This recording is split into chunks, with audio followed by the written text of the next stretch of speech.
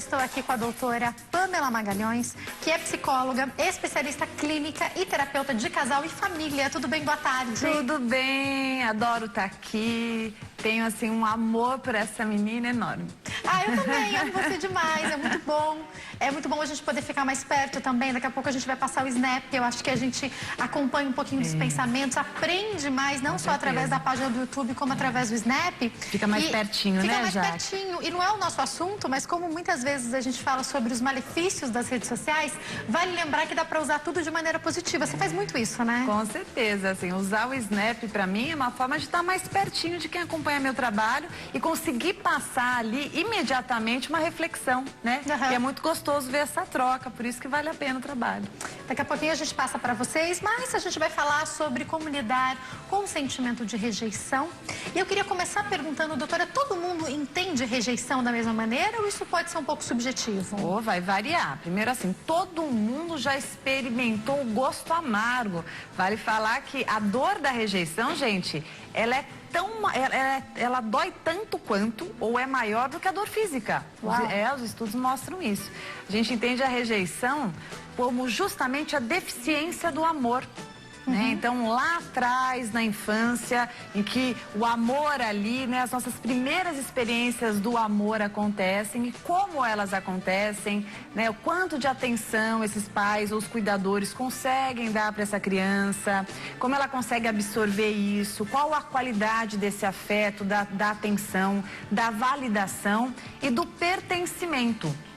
Todos nós queremos nos sentir pertencentes, né? A alguma coisa, a algum lugar. Quando isso não acontece da forma que a gente precisa e que a gente gostaria, tem esse sentimento amargo. Respondendo à tua pergunta, quando eu tenho questões de autoestima, né? Eu tenho uma autoestima mais baixa, eu tenho uma autoconfiança mais baixa, eu tenho internalizado em mim essa sensação de pouca valia. Quando eu vivo uma situação, por exemplo, eu tentei um emprego e não fui aprovado, levei um fora do namorado, ou então uma amiga não me chamou para viagem, chamou a outra, eu lido com isso de um jeito muito doloroso, muito mais doloroso do que poderia ser. Vamos entender desde a infância? Vamos. Outro dia eu até falei que eu gostaria muito de fazer um bate-papo sobre irmãos, porque eu sou a irmã mais velha, gente. Quando o irmão mais novo nasce, dá um negocinho assim no coração, né, gente? Ótimo. Eu brinco, mas existe de fato num primeiro momento essa sensação de rejeição, não existe? Na verdade, assim, o que acontece? Você está recebendo, vamos pensar, uma criança está recebendo o amor inteiro ali para ela, né, Jaque? Ela está ali reinando na família e tal. E de repente chega um irmãozinho.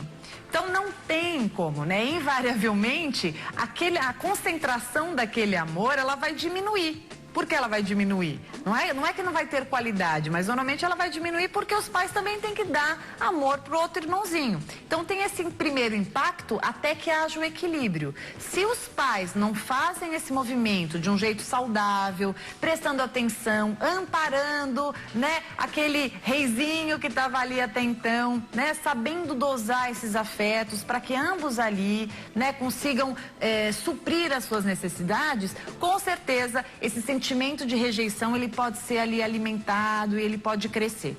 A senhora está falando e me faz lembrar, quando eu era criança, os meus pais me traziam muito para participar. Como demorou 6 anos para ter a minha irmã, foi 6 anos reinando, né? E daí os meus pais, reino de alguma longo, maneira, né? Reino longo, de alguma maneira me traziam para participar. Então ajuda, quer segurar um pouquinho, isso é bom mesmo? Ótimo, você me fez lembrar, pegando o teu caso, eu lembro de um caso que eu atendia, em que a mulher ficou grávida, né? Já tinha um filho. E não contou para a criança que estava grávida, né? Que ela iria receber um irmãozinho. Então, de repente, a criança lá com 4 anos de idade viu uma outra pessoa chegando, né? E aí, olha, esse aqui vai ser o seu irmãozinho. Então, foi um choque enorme ali. Ela não foi se preparando para a chegada, se sentiu traída, né? Assim, se sentiu traída, se sentiu desconsiderada e claro que foi muito difícil a aceitação. Então depois quando veio para o meu consultório mais velho, a gente foi trabalhando essas questões, essa dificuldade do vínculo. Então é muito normal quando acontece uma situação dessa, por exemplo, e que o outro não é incluído ali, né, em todas essas tramas que vão acontecendo, aí toda a atenção fica pro bebê novo que está chegando. o sentimento dessa outra criança que está ali, com toda certeza vai ser voltada para rejeição, né? Uma sensação de que, nossa, fui substituído, não tenho lá grande importância. Por isso tem que ficar de olho, viu, pais? Vocês que estão aí vivendo uma nova paternidade. Outro momento que para mim é um jardim fértil para rejeição é a escola. Vamos para a escola. Se em casa tudo que você faz está certo, eu estou pensando em algumas famílias onde o filho sempre é muito bem acolhido, um irmãozinho chega, os pais tentam da menor maneira possível acolher, vai para a escola? E aí, doutora? Primeiro que assim, a escola vai ser uma segunda experiência ali, então tem a casa, né? E depois vai para a escola, que é o momento ali que a criança vai viver essas experiências de interação, das interações sociais ali, e claro, não, né? O seu caso não é diferente do meu nem da Jaque. Todos nós, quando começamos a escolinha, nós queríamos ser o quê? Pertencentes, né? Nos sentirmos seguros. Por quê, gente? Porque o pertencimento, quando eu chego num grupo, eu sou aceita, sou querida, como que eu me sinto? Me sinto segura, porque eu me sinto amada, né? É o amor que dá toda essa estrutura, né? Todo esse recheio pra gente. Então, a criança que chega numa escola e começa com uma dificuldade ali de socialização, ou é muito tímida, ou em casa ela é muito criticada, ou então em casa existe agressão, ou em casa ela já é deixada de lado, ou em casa ela não tem muito espaço, ela vive sim um reflexo ali na escola, uma dificuldade de socializar, de se integrar com as outras crianças, tem dificuldade de conversar, tem dificuldade de brincar, tem dificuldade ali de interagir, de saber dividir o brinquedinho, de saber quando é a vez dela, né? Fica muito agressiva ou fica embotada. E, claro, vive esse sentimento de rejeição, porque ela passa a não ser querida. Como ela não é adequada, a criança, né? A criança, ela é 100% sincera, né, Jaque? Ela não faz muito tipo. Então, ela já, como a gente brinca que ela é cruel porque ela é primitiva. Claro, é primitiva. Não tem aquele filtro, né, que nós temos. Porque não tem ainda essa adequação, né? Então, você ela gosta da titia, a criança fala não. Aí você não sabe você enfiar a cara, já foi, né? Claro. E o amiguinho, para ser querido, ele tem que ter uma certa adequação, né? Tem que ser uma criança gostosa, que brinca, que socializa. Então, quando não acontece isso, a criança, ela vive esse sentimento amargo da rejeição. Pode não querer ir para a escola por causa disso? Pode não querer ir para a escola e pode, inclusive, não conseguir contar para os pais. Né? É complicado. E por que ela não conta para os pais? Ela não conta para os pais porque ela tem muito medo de contar isso para os pais e não ser amada. De novo, medo da rejeição. De novo. Então, assim, poxa, eu vou contar para os meus pais que eu estou sendo excluído na escola e o que eles vão achar de mim? O que meu irmãozinho vai tirar sarro de mim, meus priminhos vão tirar sarro de mim. Então, fica com tanto medo, né, de lidar com aquela situação que vai se isolando. Então, a criança pode se mostrar mais ansiosa, ela pode desenvolver um quadro depressivo, ela pode ficar quietinha. Então, pai, se você está vendo teu filho mais quietinho ali no quarto, né, fica ali isolado, se aproxima, vai conversando, né, não fica fazendo inquérito com o filho. Vai aos poucos, brinca, vai sentindo, porque quando ele se sente seguro, ele consegue se abrir com você. Caso contrário, ele bota mais ainda. Doutora, outra coisa, eu vou deixar relacionamentos amorosos para o próximo bloco inteiro, que eu acho que vai render muitas perguntas, né? Aliás, a rejeição é muito associada a isso, né? O fora que eu levei, eu gostei dele, ele não gostou de mim. Tinha certeza que quer casar, terminou comigo, tem muita coisa assim. Então, vou deixar para o próximo bloco, para a gente falar mais sobre isso. Eu só quero dar uma pincelada. Vamos crescer mais um pouquinho, vamos para a adolescência. Adolescência. Grupos, né? Isso. Eu queria te perguntar sobre aceitação no grupo e uma coisa que eu percebi. Claro que você é muito mais do que eu, mas eu acabo cuidando de muitos adolescentes, né? Sim. Porque eu tô naquele meio termo entre os pais e os adolescentes. E as meninas, principalmente, tem uma especificamente que é linda, que eu sou muito próxima e cuido muito. Ela tem muita dificuldade com as meninas da escola, ela se sente extremamente rejeitada. Beleza pode rejeitar também? Tudo que é diferente, tudo que excede o padrão, vai causar um impacto. O adolescente, você pode ver que é muito comum no universo adolescente essa lei do conformismo, né? Então, na minha época, todo mundo usava o quê? Moletom na cintura. É porque uma resolveu usar moletom na cintura porque não gostava do bumbum, então todo mundo começou a usar, mesmo quem gostava, tá? Usava o moletom na cintura e ai de quem não usasse aquele moletom e o Keds. Então, é justamente essa forma, né, esse conformismo que promove a aceitação. Bom, se ela não usa a bolsa tal, se ela não usa o topete tal, na minha época era a franja McDonald's, então quem não usava a franja McDonald's não estava ali inclusa no grupo. Então, é justamente isso que a gente tem que pensar no adolescente. Não brigar, porque às vezes a mãe briga, né? Mas você quer usar essa roupa, ele está precisando naquele momento usar aquele uniforme, usar o cabelo daquele jeito, usar aquela mochila, mas é rasgado e tal.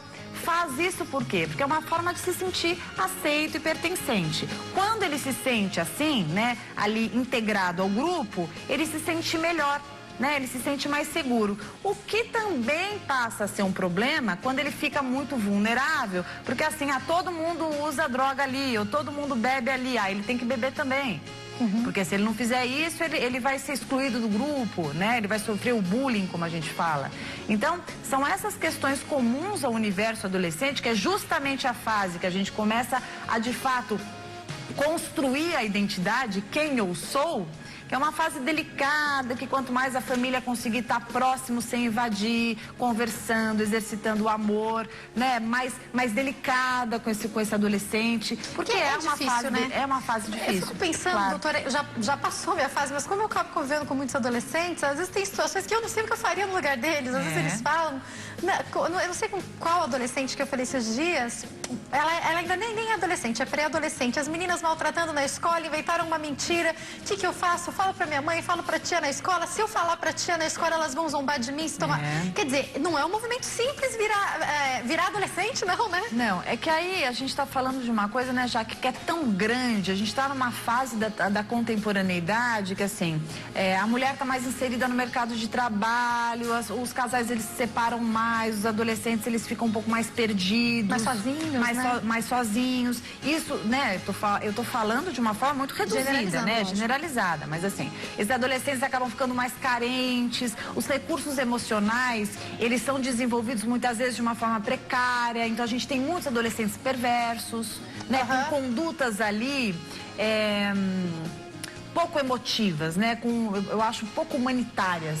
Eu sinto, às vezes, um pouco de falta no ser humano, porque quando a gente fala do adolescente, a gente está falando de um ser humano que está em desenvolvimento ali. Falta um pouco essa consciência da humanização, né? De eu ter ele tem coragem de falar isso do outro. Isso. A senhora fala, pra que fazer isso? Por isso que eu acho que as escolas, quanto mais elas puderem trabalhar, quando a gente pensa como a gente poderia melhorar isso, quanto mais as escolas puderem, as famílias também ali, exercitarem a empatia, né? Porque aquilo que os pais fazem serve de modelo direto ali, né, para esses jovens e para essas crianças. Então, assim, exercitar a empatia, que é a capacidade de se colocar no lugar do outro, para que as pessoas consigam ter mais consideração com as outras, né, e elas fiquem mais generosas, né, mais gentis. Bom, eu tenho muitas perguntas para fazer ainda, e uma delas que eu já vou deixar para iniciar o próximo bloco é a seguinte: a primeira paixão, paixonite, o primeiro amor, seja na escola ou com a idade que for, na adolescência, um pouquinho maior. Se houve rejeição nesse momento, pode se carregar uma carga para o resto da vida? Me conta daqui a pouquinho, tá bom? Estou recebendo a doutora Pamela Magalhães aqui, que está esclarecendo as nossas dúvidas hoje sobre como lidar com a emoção de ser rejeitado. Daqui a pouquinho a gente vai entender mais sobre isso. No próximo bloco eu continuo conversando com ela. Nosso programa está de volta hoje com a doutora Pamela Magalhães, que é psicóloga, especialista clínica, também terapeuta de família, de casal, e está esclarecendo as nossas dúvidas sobre como lidar com a rejeição. Doutora Pamela, eu fiz uma pergunta no bloco anterior, eu vou retomar, para quem não viu, ligou a TV agora. Quem é rejeitado no primeiro amor, na primeira apaixonite, seja na escola ou um pouco mais adulto, foi rejeitado nesse primeiro amor, isso pode causar problemas para as próximas relações? Então, quando você me fez essa pergunta, eu pensei o seguinte: esta pessoa que viveu ali, né, a frustração amorosa, no primeiro amor, naquele amor ali que a gente está experimentando, né, essas emoções, se aventurando ali no mergulho, né, nessa imensidão, explosão de sentimentos, pode ser mais grave para algumas pessoas, para pessoas que lá na infância tiveram um deficitário amor internalizado.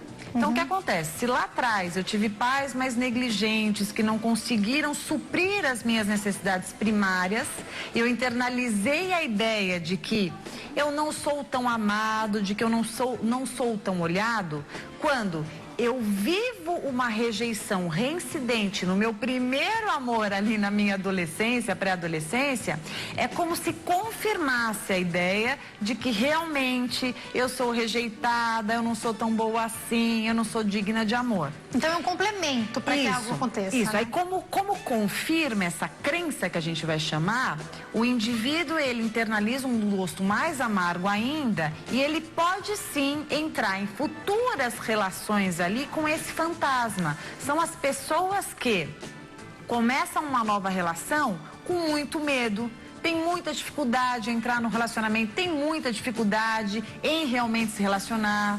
Mas o meu movimento pode fazer com que eu seja rejeitada? É isso que eu queria entender. Ah, doutora. legal. Você está falando sobre a autorrejeição. Existem pessoas, tá? Que elas têm tanto medo de serem rejeitadas que elas já de antemão já fazem esse movimento, né? Então é a pessoa que tá, não importa se é criança, adolescente, se é adulta, entra num lugar, num curso que seja e já senta na última cadeira, né? Já senta ali isolada. Então se não tem uma pessoa ali que vai olhar e falar, ô fulana, vem pra cá, senta com a gente, ela fica ali. E ela não se dá conta disso, né? Então você que está assistindo, será que você percebe que você mesma se rejeita? Você é a primeira a já ficar de cara fechada, já senta longe, né? Então todo mundo sai do trabalho e vai fazer um happy hour, ou todo mundo sai ali do trabalho no intervalo, vai tomar um café e você se isola, você não vai. Você é a primeira a fazer, né? Você é o primeiro a fazer esse movimento. Esse movimento da autorrejeição faz com que as pessoas naturalmente se afastem dessa pessoa. Mas não porque estejam rejeitando ou não, mas porque elas entendem o recado de que elas devem ficar distante. Como lidar com a rejeição, doutora? Tem alguma dica para isso? Eu acho assim, se você primeiro vou entender sua pergunta para quem se sente rejeitado. Você tem que observar se você tem essa síndrome da rejeição, né? Se o tempo inteiro você se sente rejeitado. Então, olha o teu histórico. Você se sentiu rejeitado na escola, se sentiu rejeitado na faculdade, todo grupo que você entra, você tem a sensação que as pessoas estão contra você, que as pessoas não gostam de você, que as pessoas não te acham legal, que as pessoas te tratam mal, aí no trabalho também, aí vai no grupo da igreja também. Então, isso vai se repetindo. E aí você vai perceber que muito provavelmente isso é uma coisa sua, né? Você já se autorrejeita, você já tem na cabeça que você vai ser rejeitado, então o teu olhar, ele fica hipervigilante. Então é aquela história, né? Aquilo que eu desenho pra mim, eu acabo atraindo. Então, se é pra se ajudar, entre nos lugares e permita-se viver a experiência sem viver o medo e a ansiedade de tentar prever o que vai acontecer. Por que você vai ser rejeitado? Né? Você não é melhor nem pior que ninguém. Então tá todo mundo lá num curso novo, né? Que seja faculdade, que seja um curso técnico que você esteja fazendo. Na família, as pessoas levam isso para tudo, inclusive na família, né? Então fica ali isolado, né? Começa a criar intriga sem perceber. Isso fica tão automático, Jaque, que a pessoa já vai fazendo isso. Então, para se ajudar, domar um pouquinho a ansiedade, perceber o histórico e tentar se posicionar de uma forma que não atraia para você justamente o que você não queira. O perfil daquela pessoa que tenta agradar demais, sabe aquela pessoa que é tão legal que às vezes é chata? Isso. Tão bacana com você, pode ser um movimento de alguém que tem medo de ser rejeitado? Perfeito. Assim como a gente está falando da autorrejeição, a gente pode falar também da pessoa insegura, tá? Que precisa muito se sentir aceita, que tem uma necessidade de se sentir aceita e ela perde completamente a naturalidade, a espontaneidade. O que ela faz? Ela fica sempre agindo como ela acredita que o outro gostaria que ela fosse. Então ela busca, normalmente são pessoas que buscam perfeccionismo, que têm uma dificuldade muito grande de receber crítica. Por quê? Porque quando recebem crítica, elas ficam desesperadas, porque tudo que elas querem é o quê? Serem aceitas. Se elas são criticadas, elas falam, pronto, não vou ser aceita mais, né? Então isso pode ser o fim para essas pessoas. Então são pessoas que têm uma dificuldade de vínculo, porque elas ficam muito ali no falso self, né? Que a gente fala que são essas máscaras sociais que são utilizadas, mas essas pessoas se distanciam do que verdadeiramente são, né? Por quê? Porque quando eu sou o que sou e entendo que quem gostar de mim vai gostar daquilo que eu sou, que eu não preciso ficar forçando ser, eu posso ter empatia pelo outro, mas eu tenho meu jeitão, né? Tem hora que eu vou ter que dizer não pro outro, tem hora que eu vou ter que dar um limite. A pessoa que tem esse medo da rejeição, muitas vezes elas são super abusadas. Porque como elas têm medo de serem rejeitadas, o que elas fazem? Elas dizem sim para tudo, né? Elas acabam se colocando em situações muito delicadas. Podem ser exploradas profissionalmente, não é verdade? Profissionalmente, pelos amigos, na família, no relacionamento.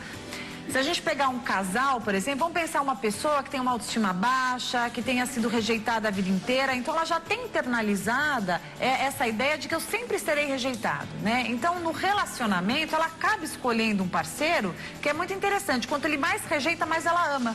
Você já viu a pessoa falar, nossa, eu amo tanto, né? Amo tanto esse homem, faço tudo por ele, olha como ele me trata, olha como ele me rejeita.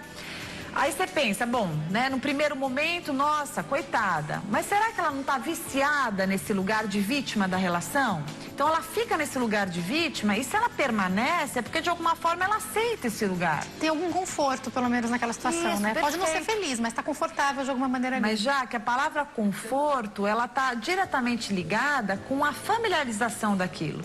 Então aquilo me soa familiar. Fui rejeitada lá no passado, na minha infância, na minha adolescência. Logo, na minha vida adulta, quando eu sou rejeitada pelo meu parceiro, eu, por mais que eu não goste daquilo, eu tô no meu lugar conhecido. Quase, é isso mesmo que acontece, então tá certo. É como se ela mandasse esse ela sinal. sofre, mas ela também tá habituada a esse lugar da vítima, a esse lugar da coitada, porque ainda é a única maneira que ela consegue se reconhecer.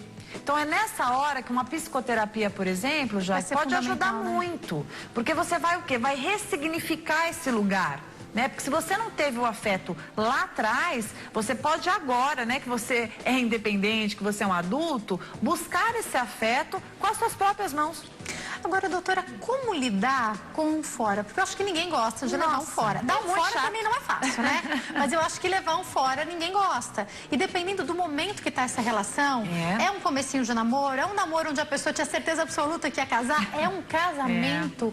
Isso também interfere, não interfere, doutora? Primeiro, ou é mais pessoal? Jaque, primeiro assim, levar um fora vai ser ruim pra qualquer pessoa. Eu não consigo lembrar os foras que eu levei na minha vida como, ai, que delícia, levei um fora, ou então, ah, que tranquilo. Não é tranquilo. É doído, mexe com a vaidade, a gente fica triste, o nosso castelinho rui. Então, primeiro assim, aceitar que é dolorido, aceitar essa tristeza e entender que você vai ter que viver essas emoções para que você consiga elaborar essa fase para estar pronto para outra.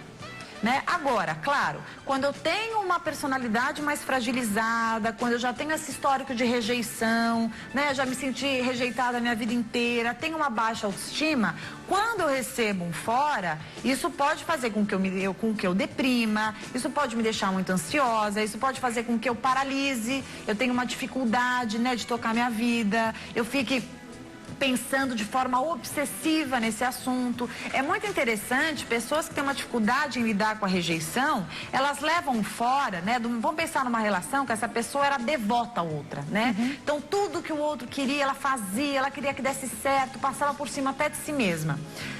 Quando ela vive a rejeição, ela pode ficar obsessiva nesse parceiro, ou ele nessa parceira, ou conforme for. Por quê? Porque ela estava tão obstinada naquilo, né? Ela estava naquela relação doentia, que quando termina, ela perde o chão. Então ela fica obsessiva, na verdade, por quê? Porque aquilo não pode terminar, né? Eu entendi que eu ia viver aquela relação, eu só acredito que eu vou ser feliz com aquela relação. Não tem plano B, né? Isso. Por quê? Porque para eu ter plano B, eu preciso me ter. Eu preciso estar inteiro. O plano sou eu, acho que houver ao redor, a circunstância pode ser qualquer uma, Porque né? quando eu fui rejeitado muito tempo, e quando eu tenho essa fragmentação do amor interno, eu não tenho essa autoconfiança, eu não tenho essa sustentação. Entende? Então eu tô sempre no outro, eu tô precisando agradar os outros para que a cada um que eu agrado eu construa uma pontezinha. São pontes frágeis, mas o inseguro ele vai fazendo isso, né? Então quando num casamento, por exemplo, nessa situação rompe, pronto, perdeu tudo, né? Então é nessa hora que o indivíduo ele tem que o quê? Se reestruturar, vai o quê? Mudando as prioridades.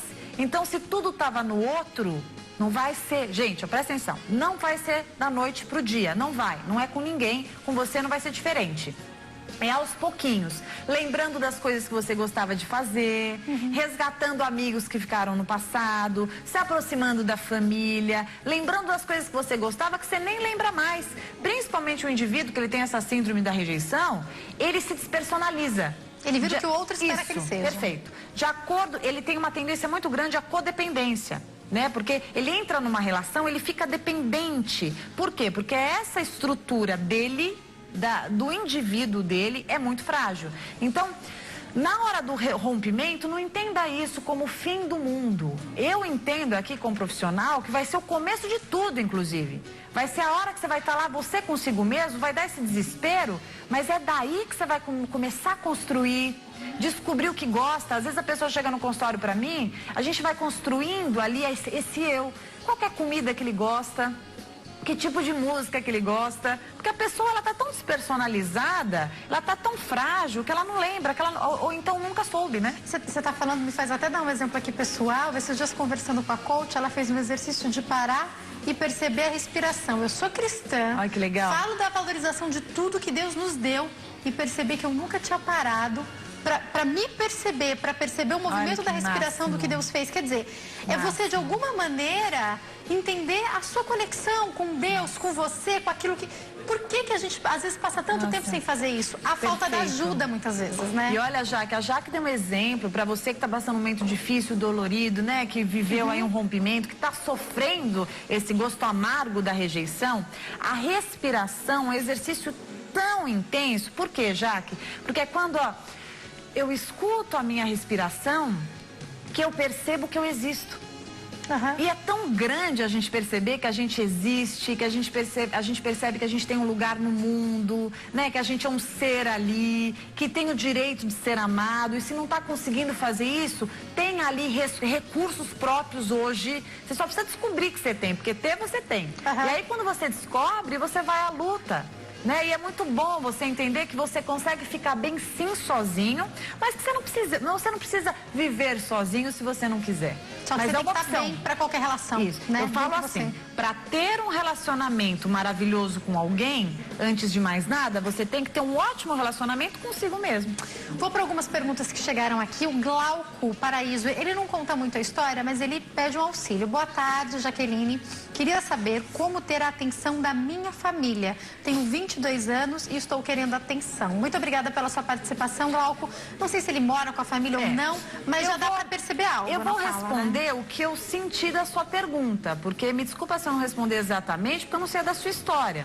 Mas me despertou o seguinte, você tem 22 anos, você já é um adulto, então cuidado com essa história de querer a atenção da família, porque é claro que o melhor do mundo seria eu te falar assim, olha, vai lá, conversa com eles, mas vai ter gente que está me assistindo e fala, Pamela, desculpa, eu tento conversar, ninguém olha para mim, ninguém fala comigo, eu vou falar com meu pai começa a berrar, então não é isso que eu vou dizer. Eu vou dizer o seguinte, se você sentir falta de atenção, eu acho que você não tem que ficar insistindo em porta fechada, não. Eu acho que você tem que parar e pensar quais outras formas que você pode suprir essa carência, ao invés de ficar ali brigando e ficar um eterno adolescente bravo, reclamando ao mundo, se vitimizando, dizendo, nossa, ninguém dá atenção pra mim, meus pais são péssimos, ninguém olha pra mim. Tente outras formas para se preencher. De repente, novas amizades, fazer alguma coisa, algum projeto que te dê sentido de vida, porque isso vai te suprir muito. Muito melhor do que a gente ficar insistindo. Quero agradecer também a Ana Lúcia, que está assistindo o programa, mando beijos. Obrigada, Ana Lúcia. Infelizmente, como a gente tem pouco tempo, eu vou finalizar com a pergunta da Cirleide Araújo. Ela é de Coruripe, Alagoas, e ela gosta... Um beijo a todos aí. E ela gostaria de saber até que ponto o sentimento de rejeição pode interferir na felicidade de uma pessoa. Obrigada pela sua participação. Ótima beijo. Pergunta. Vamos finalizar com essa? Ótimo, maravilhosa a tua pergunta. Pode sim interferir. Se eu ficar preso nesses sentimentos, se eu ficar ali sempre me sentindo rejeitado, excluído, eu vou sempre atrair isso para minha vida. Eu preciso entender essa dor, eu preciso comigo mesmo, começar a compreender por que eu sinto isso, em que situações, olhar mais pra mim, parar de culpar os outros por algumas coisas que são minhas. Porque se eu me sinto uma pessoa não merecedora do afeto, se eu não me sentir bom o suficiente, se eu não sentir que eu sou uma pessoa bacana, se eu não estiver feliz com aquilo que eu sou, eu nunca vou acreditar que alguém me aceite. Eu nunca vou imaginar que alguém possa enxergar qualquer valor em mim.